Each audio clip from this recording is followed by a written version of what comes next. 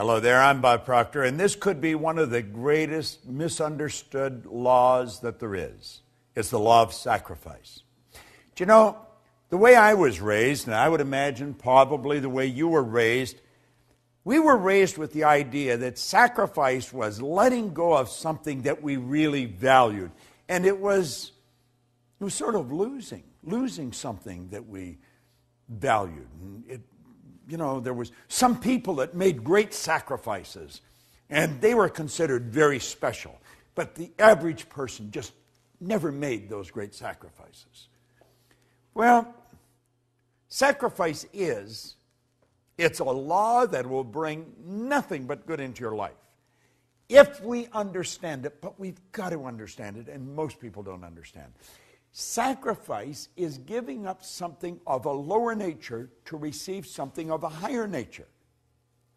I taught one of the other laws about the last chapter in the Born Rich series, and it was on the vacuum law of prosperity. Well, sacrifice has to do with the vacuum law of prosperity. You move something out to make room for the good that you desire. Sacrifice is giving up something of a lower nature to receive something of a higher nature. And you have to give up the thing of a lower nature before you can receive the thing of a higher nature. So you see, sacrifice is based on a very good understanding of faith as well. Faith based on understanding. This is tricky. This isn't something that's just going to happen like that. Now I want you to think of this for a moment. I want you to imagine that you've gone to a great concert. And you are marveled at the performance that you see. Or go to a great stage play and you see acting that is impeccable. Or watch a great award-winning movie and you'll see acting and you'll think, wow. Or you may watch somebody like Tiger Woods. Watch the great athletes. Some great soccer player, a great golfer, a great ball player. Watch the Olympics and you see those swimmers or those athletes, and you think, wow, how does that happen? Well, it doesn't just happen. As this author said, granted, they may be exceptionally gifted, but those final magical results come not by chance or accident, but they come from discipline. Discipline that is consciously chosen, ardently desired, and patiently persisted in. Let me repeat that. Discipline that is consciously chosen, ardently desired, and patiently persisted in. I have often said that discipline is the ability to give ourselves a command and follow it. I will master this. I remember one time reading an article in an airline magazine, and Walter Cronkite was being interviewed. And he was asked in the magazine, in the interview, how did these astronauts develop the courage to get into those space capsules? He said, it didn't take any courage for them to get into the space capsule. And as I read that, and I thought it's easy for him to say, he's sitting behind a microphone announcing it, he didn't get in the space capsule. But as I kept reading, I realized he was right. He said, what took the courage was the sacrifices they made, the study, the hundreds of hours of study, the repetition in the simulators. He said, that's what took the courage to prepare them to get in the capsule. It took discipline. It took discipline. How did Halliwell call it? He said, discipline that's consciously chosen, ardently desired, and patiently persisted in. No one ever becomes great at anything by accident. We talk about people getting something for nothing. There is no such thing as something for nothing. That's absurd. When we're talking about the law of sacrifice, we're talking about letting go of something of a lower nature to receive something of a higher nature. In other words, it's saying, I'm going to give up the ice cream cone now to get the bicycle a little later. This is based on faith and it's not blind faith, it's faith based on understanding. It's understanding that we have this infinite potential, we've got phenomenal potential, we can do better. I talked about it in the law of compensation. And we're going to get better, but only if we give up something that's valuable to us to receive something that's even more valuable. Think of the study, the practice. You know, I like watching two movies, Lawrence of Arabia and Patton. General Patton, great American general in World War II, who also thought that he was a general in Napoleon's army. Believed very much in reincarnation. And then Lawrence of Arabia, watching Peter O'Toole, who literally mentally became Lawrence, and Omar Sharif. You watch these actors. They're magnificent. You watch Lawrence come across the desert on that camel. Look in his face. They do a close-up on his face. He's not acting. He's living the part. Watch Patton.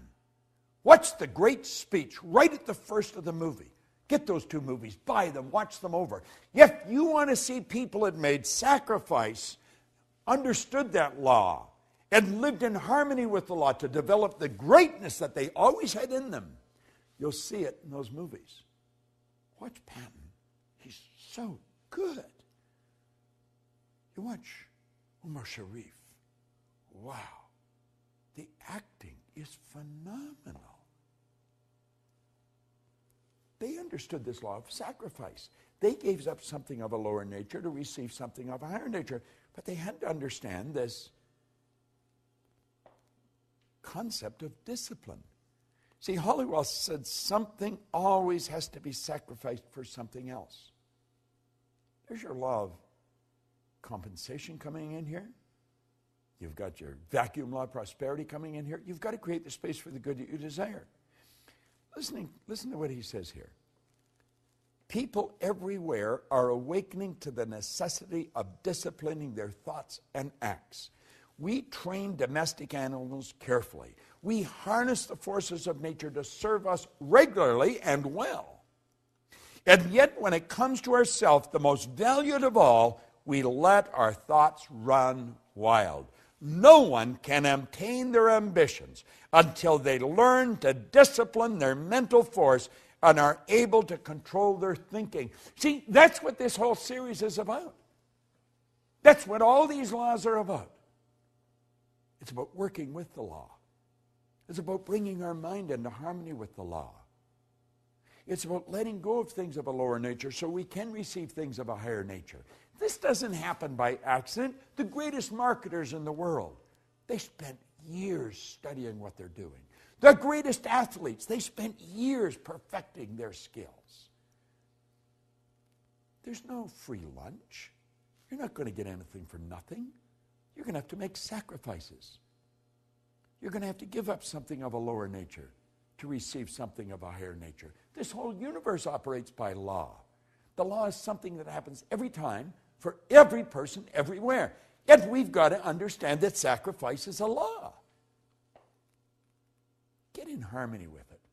Understand it. It's so priceless. Listen to this.